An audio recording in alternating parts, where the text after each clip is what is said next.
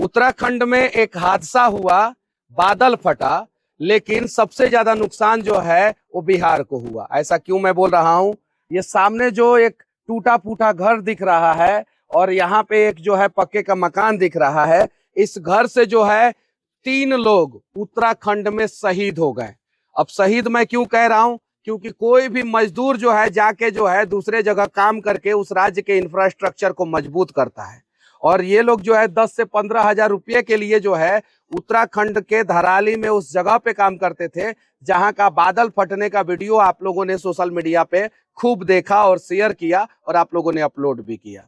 अब उस बादल फटने से जो नुकसान हुआ है इस गांव को, शायद आप कल्पना भी नहीं कर सकते हैं। इस गांव से 7 से 8 आदमी जो है अभी भी लापता है और उनके मिलने का कोई आसार नहीं है। पश्चिमी चंपारण से जो है 11 आदमी लापता है, लगभग 11 आदमी। मैं लापता इसलिए कह रहा हूं कि सरकार का डेटा जो है अभी तक सार्वजनिक नहीं हुआ है, तो मैं लापता ही कह सकता हूं।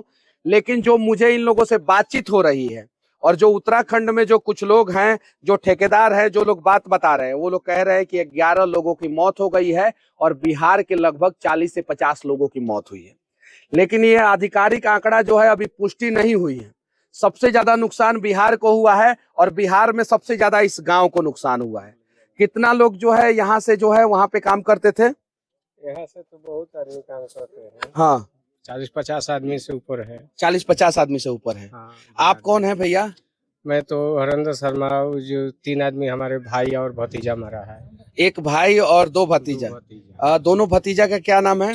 एक अनिल, एक का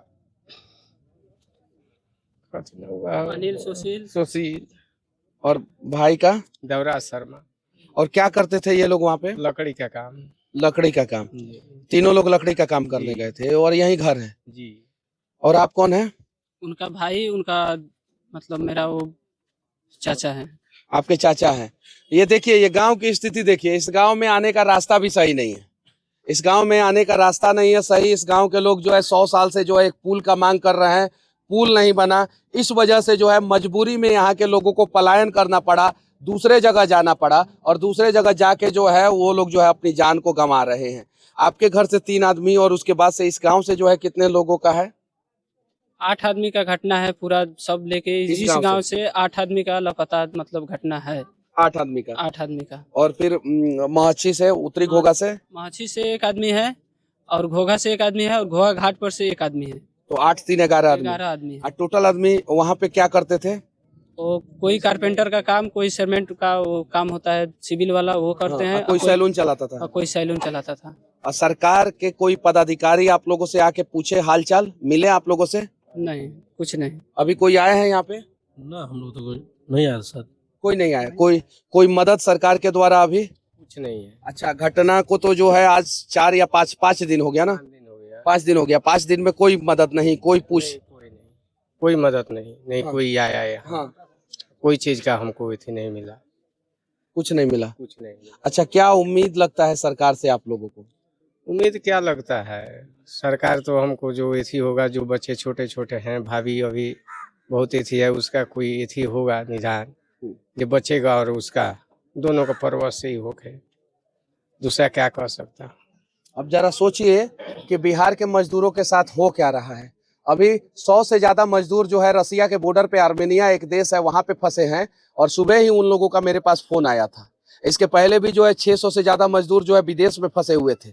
विदेश में जाते हैं तो वहां पे दिक्कत, $500 बोल के जो है $400 देता है और वो भी जो है समय पे नहीं देता है, 4-4 महीना का सैलरी नहीं देता है। अपने देश में काम करते हैं, कोई आपदा आता है, आपदा किसी भी राज्य में आए, चाहे वो महाराष्ट्र में आए, गुजरात में आए या राजस्थान में आए या उत्तराखंड में आए या जम्मू कश्मीर में आतंकवादी हमला हो, कहीं भी हो, लेकिन उसमें जो है बिहारी को नुकसान होता ही होता है। क्यों? क्योंकि बिहारी ही जाके सड़कों पे जो है वो छोटे छोटे रेडी पटरी पे जो है काम करते हैं और नुकसान उनको होता है। अब मैं सरकार से विनती करना चाहता हूं कि सरकार जो है, उत्तराखंड गवर्नमेंट जो है 25 लाख रुपया का मुआवजा इन लोगों को दे और साथ ही साथ पीएम केयर फंड से जो है 2 लाख रुपया और बिहार आपदा फंड से जो है 5 लाख रुपया इन लोगों को मिलना चाहिए। इसके पहले हैदराबाद में जो है बिहार के 14 मजदूर जो है फैक्ट्री में जल के मर गए थे और उनके परिवार वालों से कोई संपर्क तक नहीं कर रहा था और उन्हें किसी भी प्रकार का मुआवजा नहीं मिल रहा था। जब मैं हैदराबाद में जाके और उस फैक्ट्री में जाके वहां का पूरा दृश्य दिखाया, बताया, तो वहां से तेलंगाना गवर्नमेंट की तरफ से जो है 25 लाख रुपया दिया गया था और उस समय बिहार गवर्नमेंट की तरफ से आपदा विभाग जो है 4 लाख रुपया देती थी और पीएम केयर फंड से जो है 2 लाख रुपया, यानी प्रत्येक मजदूर परिवार को लगभग 31 लाख रुपया दिया गया था, ऐसा सुनने में आया। अब सरकार ने दिया कि नहीं दिया उसकी कोई गारंटी नहीं। मैं चाहता हूं कि इनके परिवार के एक एक सदस्य को सरकार नौकरी दे और नहीं तो कम से कम 25 लाख रुपया का मुआवजा दे। ऐसा होना चाहिए कि नहीं होना चाहिए? और साथ ही साथ जितने भी मजदूर जो है उत्तराखंड में जो है वो क्लाउड ब्लास्ट के वजह से, बादल फटने की वजह से शहीद हुए हैं, उन सभी मजदूर के परिवार वालों के लाइफ की सिक्योरिटी की जिम्मेवारी सरकार को लेना होगा और उनके छोटे छोटे बच्चे को जो है ना ग्रेजुएशन तक पढ़ाने की जिम्मेवारी सरकार को लेना होगा।